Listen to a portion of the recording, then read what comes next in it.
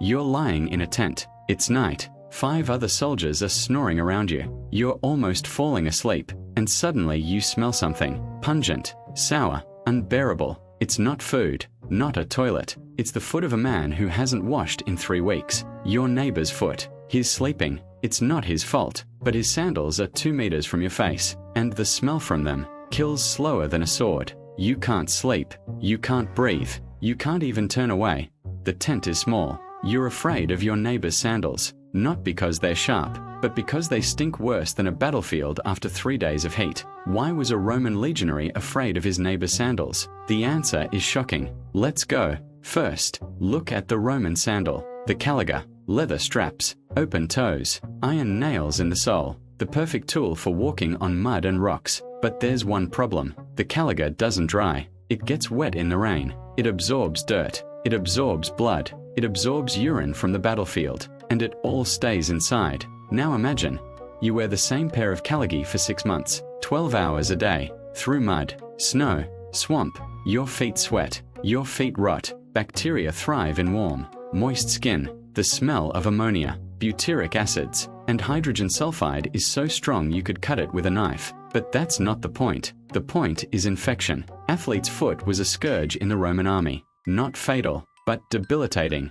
A soldier with sore feet couldn't walk, couldn't run, couldn't stand in line. He became a burden. And it wasn't just the enemy who feared him. His own people did, too, because the fungus is contagious. One soldier with the fungus goes to sleep in a tent. A week later, all 6 are sick. A month later, the entire century is sick. 80 men are limping. The army is transformed into a hospital. And all this because of one pair of sandals. The Romans knew this, and they had a system, but not what you think. Step 1. Prevention. Every evening, soldiers had to wash their feet in cold water. No soap.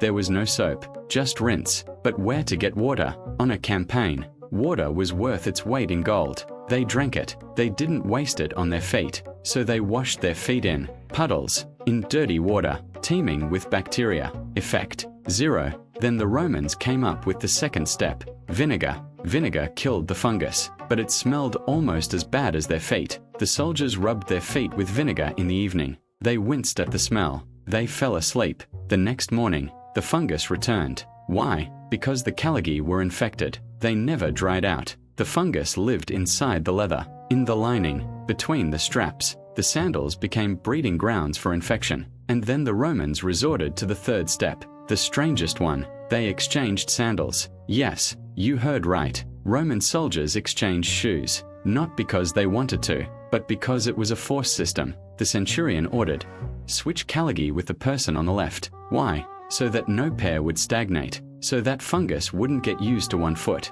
So that soldiers wouldn't get used to the smell and miss the first signs of infection. Sounds crazy? For us, yes. For the Romans, it was hygiene. But there was another horror. Nails. The soles of the caligi had iron nails. They were driven in to prevent the sandal from slipping. But the nails rusted. The rust dug into the sole. Constant irritation. Blood. Pus. Infection. The soldiers pulled out the nails. The sandal fell apart. New orders.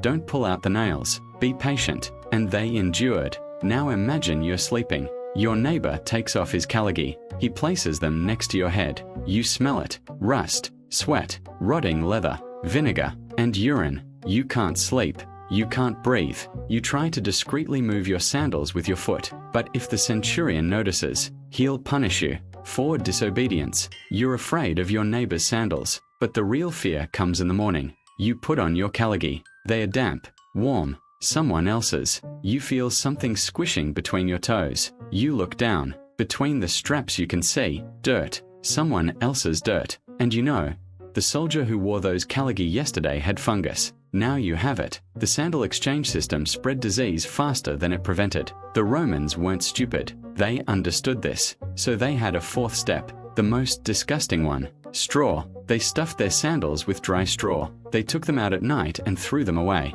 In the morning, they stuffed them with fresh straw. The straw absorbed moisture. The odor became less intense, but straw was in short supply. It was used for bedding and horse feed. Soldiers' feet were a lower priority. And then the Romans came up with a final, ingenious step. They dyed their sandals. Yes, dyeing isn't just for beauty. The Romans soaked the leather of their caligae with oil and wax. The fatty acids killed bacteria. The odor was reduced. The leather became softer. Every week, soldiers greased their sandals with blubber, whale oil, or olive oil, if they had it. The oil kept the nails from rusting. It kept the leather from cracking. It kept fungus from growing. The system worked. It wasn't perfect, but it worked. Now, a comparison. The Greeks wore leather shoes, not open ones, but closed ones. Inside it was even worse. Foot gangrene was a common cause of death. The Persians wore sandals made of palm leaves. They dried faster, but offered no protection from the cold or stones. The Celts went barefoot, clean,